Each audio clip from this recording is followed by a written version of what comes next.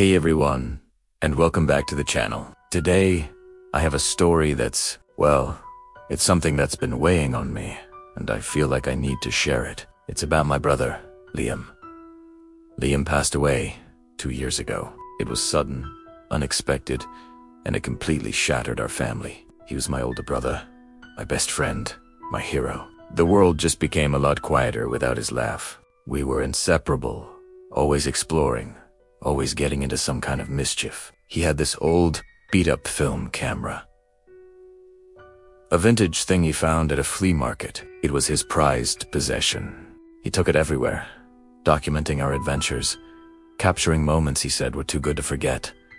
After he was gone, I couldn't bring myself to touch his things. His room became a sort of shrine, a place frozen in time. Last week, my parents decided it was time to sell the house. Going through Liam's room was one of the hardest things I've ever had to do. Every poster, every book, every little trinket held a memory. Tucked away in the back of his closet, in an old shoebox, I found it. His camera. My heart just seized up. Primera picked it up. The Kumero, familiar in my hands. I could almost feel the warmth from his grip still there. Then I noticed something. The film counter showed there were still pictures left on the roll. Pictures he took. The last onus. A wave of both excitement and dread washed over me. What was on at our last camping trip? A random day in the park? A part of me was desperate to see the world through his eyes one last time. So I took the camera to an old photo lab downtown. The kind of place that still develops film the old-fashioned way. The shop owner, a kind old man named Mr. Abernathy, promised he'd have them ready in a few days. The waiting was agonizing. Every phone buzz made me jump. I didn't know what I was hoping for. Just a final message. A last smile. When I went back to pick them up, Mr. Abernathy handed me the envelope of photos with a strange look on his face. "Interesting set of pictures, son," he said, his brow furrowed. He just nodded, paid him, and rushed to my car, my hands trembling. I couldn't wait. I tore open the envelope right there in the driver's seat. The first photo was exactly what I expected. It was a picture of our backyard. The old oak tree we used to climb. It was a bit blurry, but it was familiar. Comforting. The second was of our dog, Buster, sleeping on the porch. Classic Liam.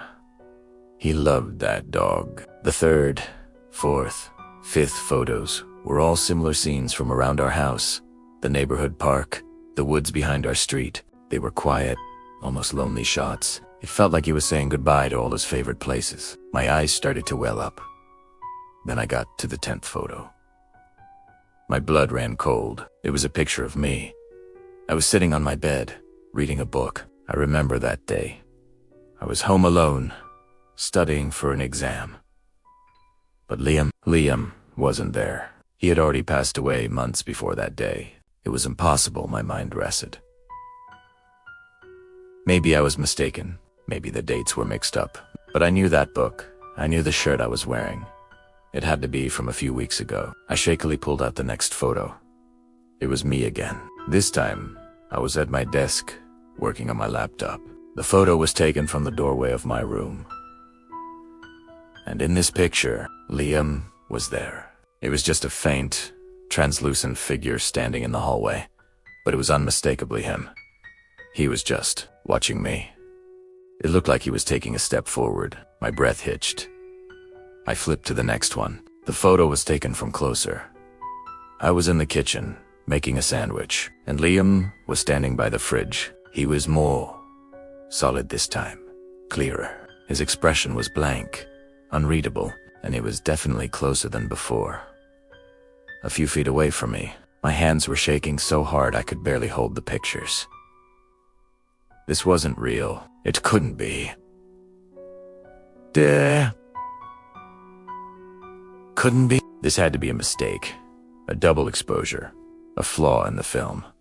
But the photos kept coming. With each one, he was closer. One showed me watching TV on the couch, and his shape was sitting in the armchair across the room. The next, I was getting ready for bed, and his faint image was reflected in the bathroom mirror, standing right behind me. His form was becoming more and more defined with every single shot. The photos were no longer comforting memories. They were a terrifying countdown. I got to the last photo on the roll. My heart was pounding against my ribs like a trapped bird. I almost didn't want to look. I forced my eyes down. The photo was taken from inches away. It was a close-up of my face while I was sleeping. I looked peaceful, completely unaware, and right next to my head, on the pillow beside me, was Liam's face. He wasn't translucent anymore. He looked solid. Real. His eyes were wide open, staring directly into the camera lens, as if he was the one taking a selfie. And he was smiling, but it wasn't his old, warm smile. It was a cold, empty grin, a possessive, chilling grin that I had never seen before. I screamed and threw the photos across the car. I couldn't breathe. What does this mean? Was this a warning? Is he still here? With me? I haven't slept in my room since. I sleep on the couch with the lights on, every creak of the floorboards, every shadow in the corner of my eye. I think it's him. I loved my brother more than anything, but now I'm terrified of him. I don't know what he wants, or why he's getting closer.